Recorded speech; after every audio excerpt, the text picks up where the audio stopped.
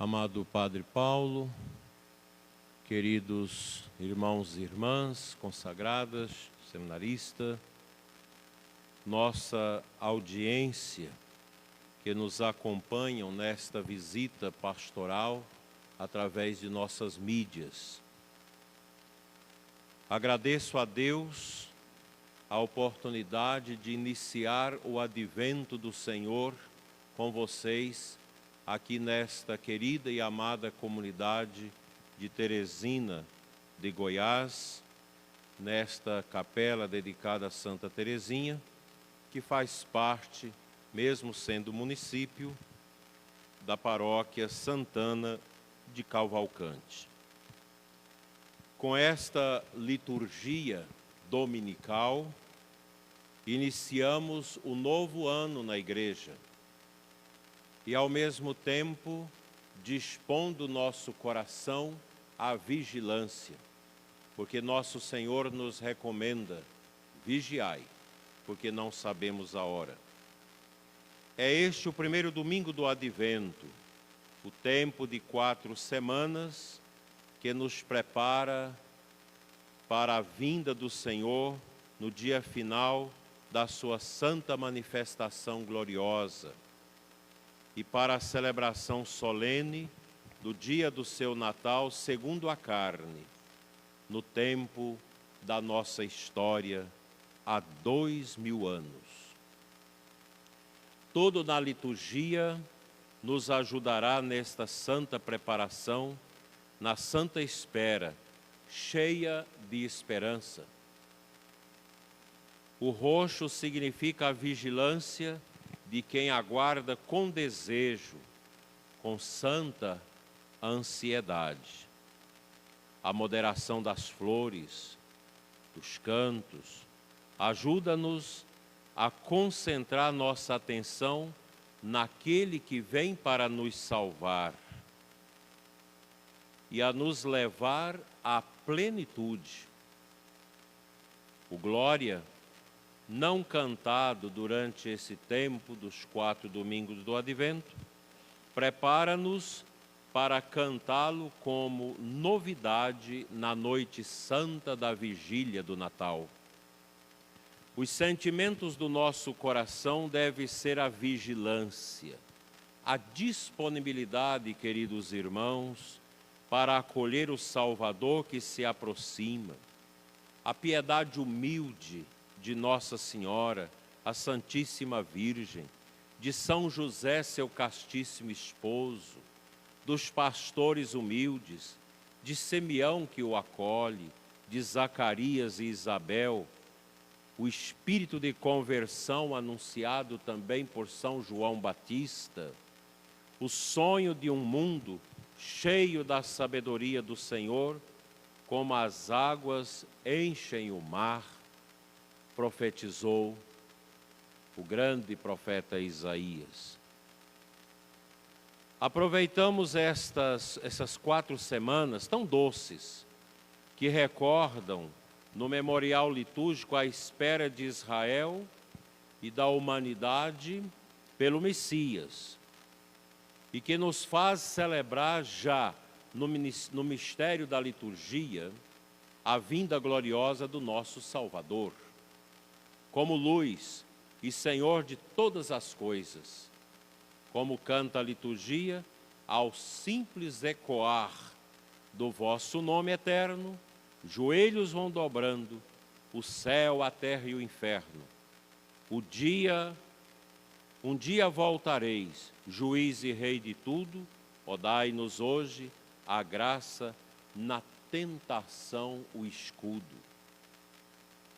Nos textos bíblicos que nós acabamos de ouvir, que a Santa Mãe Igreja nos oferece no dia de hoje, nos propõe o seguinte: o Senhor Jesus, o Senhor Deus, sonda as angústias e saudades do coração humano e nos fala precisamente da esperança. Ele é o Deus que vem ao encontro dos nossos anseios mais profundos. Quem não os tem? Quem de nós não tem anseios dentro da nossa família, nos nossos trabalhos, na vida nossa da igreja e nestes momentos dolorosos que o mundo e o Brasil vivem? Mas também o Senhor nos exorta a vigiar, a que nos preparemos para acolher o dom esperado. Aliás, é esta miséria do mundo atual, buscar a paz, procurar a vida, mas não as buscas naquele que é a saciedade do nosso coração e a salvação da existência. Quantas pessoas que já começam a preparar o Natal com as leitoas, com os perus, com as bebidas, com a acumilância, mas não com a oração, não com a piedade, não com a espiritualidade. O homem, meus irmãos, do nosso tempo, a pessoa humana do nosso tempo tem sede, e sede de Deus. E Deus misericordiosamente envia-lhe a água que é o Messias, nosso Senhor Jesus Cristo. E o nosso mundo não o reconhece, mas antes o renega. Quantos católicos que vão renegar Jesus neste tempo do Natal? Que nem à missa vão, que não farão a sua confissão no advento, que não farão uma penitência, que não evangelizarão as pessoas, os vizinhos que precisam de Deus, que ao invés de montar o presépio na sua casa para ensinar às crianças o mistério de Cristo, monta-se um bar, enche-se o freezer de cerveja, de bebidas, de carnes, de coisas. Isso só tem sentido dentro da normalidade espiritual do católico após participar das coisas de Deus. Ninguém é proibido de fazer uma ceia familiar de Natal, proba, simples, amorosa, sem esquecer o pobre que nós precisamos de ajudar. Do contrário, nós vamos negar o Cristo, nós vamos negar a singeleza de Jesus que vem para nos salvar. Vejamos se não é assim. Recordemos a palavra do profeta: acontecerá nos últimos tempos que o monte da casa do Senhor estará firmemente estabelecido no ponto mais alto das montanhas. A ele acorrerão todas as nações, para lá irão os povos numerosos, porque de Sião provém a lei e de Jerusalém a palavra do Senhor. O profeta Isaías já testemunha esse movimento que precisa acontecer, o movimento da busca de Deus. Compreendamos bem, de Israel, Deus prepara uma salvação, uma luz, uma direção para toda a humanidade. O homem sozinho não encontra o caminho, por mais que teime em se julgar grande e autossuficiente. Ninguém consegue ser santo sozinho. Ninguém consegue amar, fazer o bem sozinho. Você precisa da graça de Deus. Vocês que estão aqui nesta missa, inaugurando o novo ano litúrgico da igreja, vocês não vieram sozinhos. Vocês tiveram a ajuda de Deus. Com certeza alguns de vocês tiveram dificuldades para vir à missa hoje. Alguns de vocês quase não vieram. Quase. Por um triz vocês não dariam conta de vir à missa hoje. Porque há muitas tentações. Quem teve dificuldade para vir à missa hoje, levanta a mão. Aí, várias pessoas tiveram dificuldades. Veja que a inspiração que eu estou tendo aqui no coração corresponde com a realidade de vocês. E você veio. E vocês não imaginam a paz que vai acompanhar vocês quando vocês saírem da igreja. Porque a paz do Deus que nós esperamos, do Cristo, que é maior do que todas as realidades deste mundo. Isso é muito bonito, isso é grande para a nossa vida. Nós não podemos esquecer nunca isso. A nossa pobreza, o Senhor vem com uma promessa tão grande.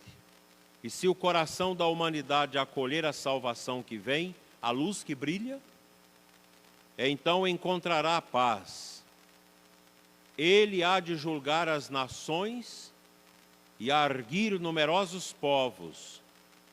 Estes transformarão suas espadas em arados e suas lanças em foices. Não pegarão em armas uns com os outros, e não mais travarão o combate. Eis a promessa de Deus: dá-nos a salvação.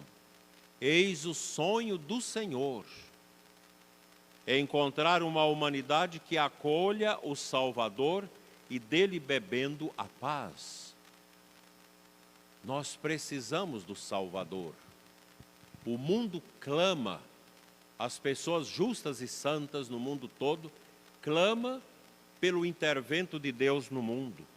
E aqui no Brasil também nós estamos clamando para que Deus olhe pela nossa pátria, para que olhe pelas nossas famílias. Nosso mundo ferido, cansado, incerto, mundo que já não mais crê de vontade em nada, por causa do ateísmo, por causa do relativismo, por causa do marxismo, do comunismo e do socialismo ateu, que quer se instalar no mundo todo, que já entrou no Brasil, tirando a fé dos nossos jovens nas universidades, nas escolas, nos ambientes culturais. Quão triste é tudo isso. Meus irmãos, a promessa do Senhor é como um alento. Acreditemos. Quão triste o mundo se os cristãos viverem sem esperança, sem certeza, sem ânimo, como os pagãos que só pensam na comida, na bebida, no sexo e no dinheiro.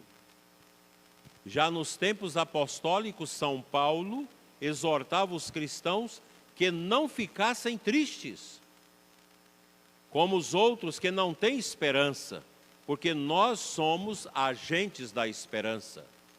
A nossa fé cristã se assenta sobre 3 virtudes extraordinárias, maiores, as virtudes que geram as demais virtudes: a fé, a esperança e a caridade. Vamos repetir? É isso mesmo, meus irmãos. É esta esperança, esta certeza que sereniza o nosso coração, que nos dá este alento que nos salva. Este tempo do sagrado advento quer levantar o nosso ânimo, a nossa coragem. O Senhor, cujo Natal celebramos dentro de 4 semanas, é o mesmo que virá um dia na sua manifestação gloriosa. Nossa vida tem um rumo e sentido: Cristo. Nossa vida não é direcionada para o rumo da corrupção, da mentira, do ateísmo, das misérias que querem colocar nesse mundo e no Brasil. Não, a nossa vida não seguia para lá. A nossa vida não seguia para o pecado. A nossa vida não seguia para os conchavos. A gente vê com tristeza alguns rostos que estavam sumidos e que agora aparecem para ajudar a salvar o Brasil. Que mediocridade! Rostos que quando a gente vê na televisão a gente assusta, porque era esse que foi pego com centenas de milhares de dólares na cueca, aquele outro que agora quer ajudar, que foi pego com 50 e tantos milhões de reais escondido num apartamento. Aí é aquele outro que foi preso porque roubou, é aquele outro que surrapiou os dinheiros através de obras de empresas, a gente assusta, mas não é este o caminho dos cristãos. O nosso caminho não é para as falcatruas, não é para a doença do roubo, da mentira e de todas as misérias. Vigiemos, diz a palavra. Vós sabeis em que tempo estamos. Já é hora de despertar. Agora a salvação está mais perto de nós do que quando abraçamos a fé. A noite deste mundo já vai adiantada. O dia vem chegando. O dia é Cristo, a salvação que Deus nos prometeu e nos preparou. Então a Sagrada Escritura nos ensina nesta noite: despojemo-nos das ações das trevas e vistamos as armas da luz. Que são as trevas? O roubo, a corrupção, a mentira, as drogas, os vícios, a falsidade, o orgulho, a mediocridade. Tudo isso é escuridão. Esse não é o nosso caminho. Não, esse não é o nosso trieiro. Procedamos honestamente como em pleno dia e sua luz, como quem vive já agora, durante a noite deste mundo, no dia que é Cristo Deus. E aí completa a palavra: nada de glutonerias e bebedeiras, nem de orgias sexuais, nós escutamos isso na palavra, e imoralidades, nem de brigas e rivalidades. Pelo contrário, revesti-vos do Senhor Jesus. Nós escutamos na proclamação da leitura hoje.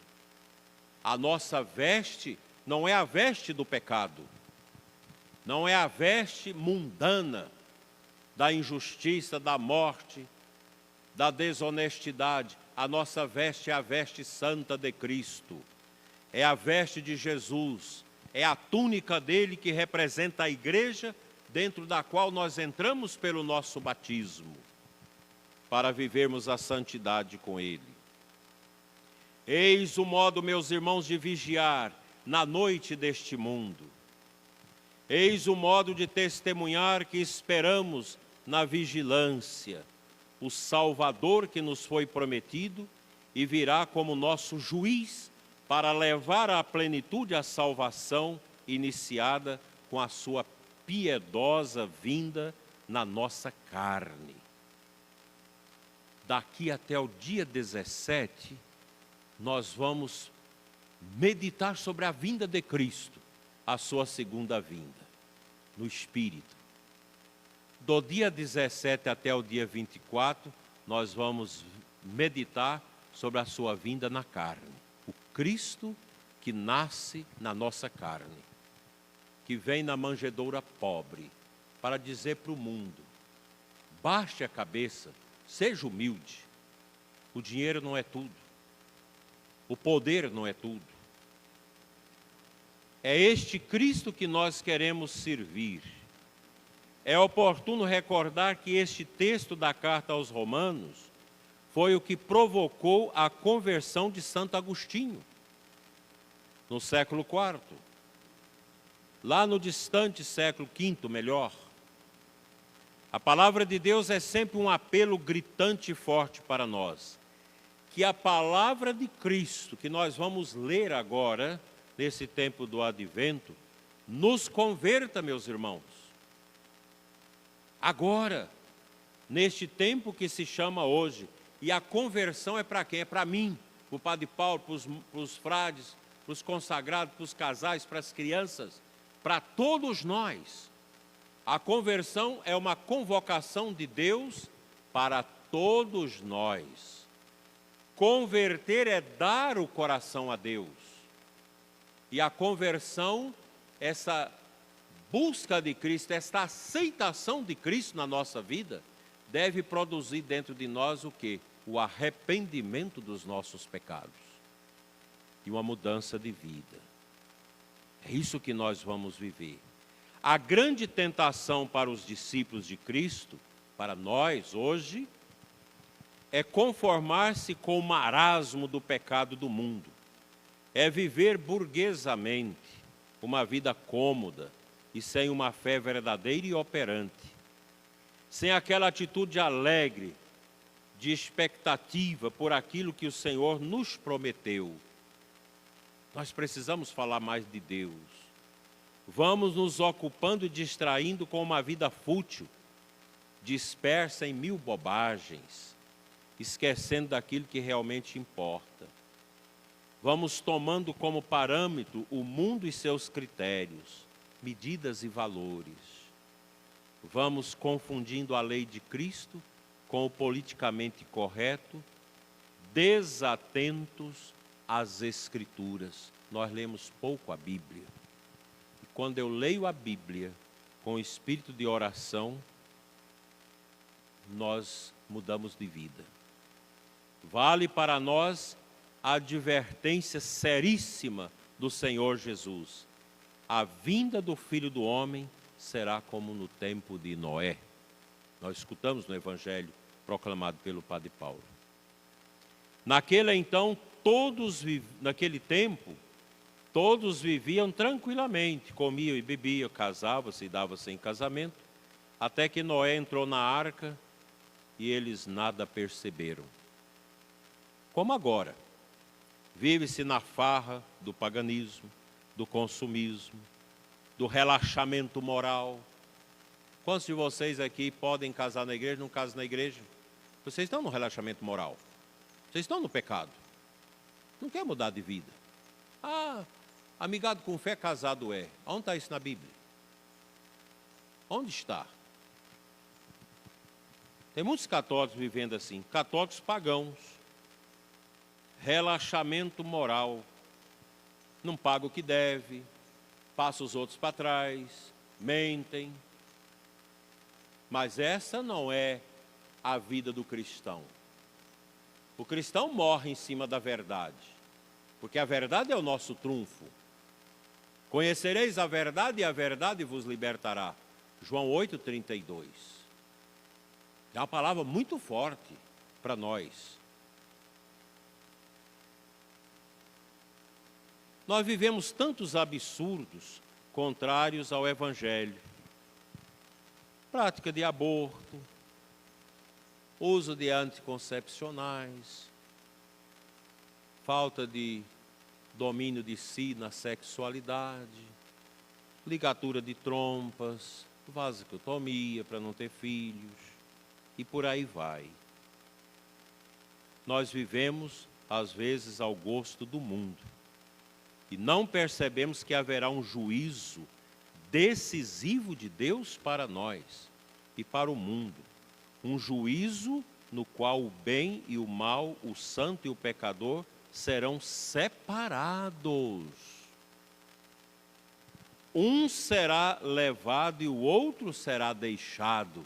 Escutamos no Evangelho. Triste de quem for deixado, triste de quem perder a companhia do Senhor, nossa paz. Pois bem, logo neste iniciozinho de advento, a advertência do Senhor é dramática. Ficai atentos, porque não sabeis em que dia virá o Senhor. Na hora em que menos pensais, o Filho do Homem virá.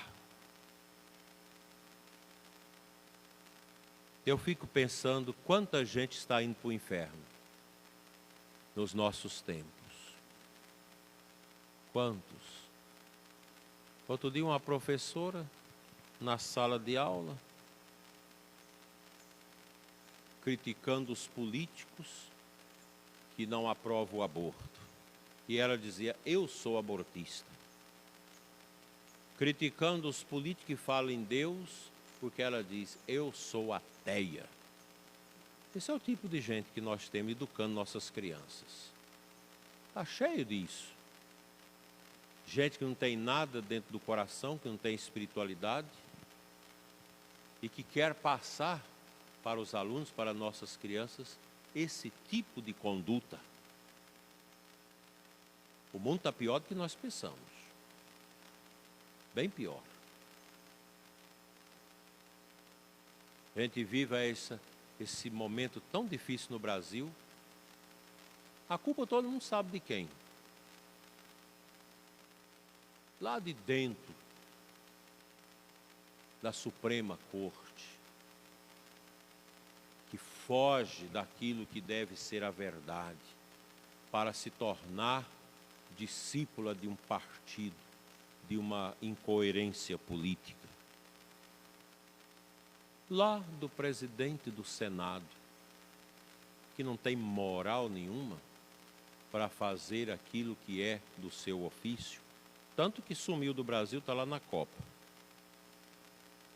porque não aguenta ver as críticas. Nós temos que rezar para esses homens, para eles se converterem. Porque eles promovem a desordem, a angústia, divide as pessoas, divide as famílias, divide as almas, por causa dos seus intentos malignos, alcoviados com a nova ordem mundial.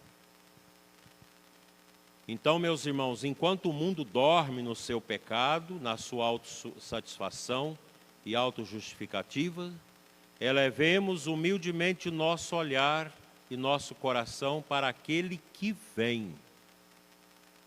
Nós escutamos no Apocalipse hoje: a vós, meu Deus, eleva a minha alma. Confio em vós, que eu não seja envergonhado. Não se riam de mim, meus inimigos, pois não será desiludido quem em vós espera. Sim, eu venho em breve. Amém. E a gente deve clamar com Nossa Senhora e Santa Teresinha, todos os anjos e santos, nesses tempos difíceis. Maranatá, vem, Senhor Jesus.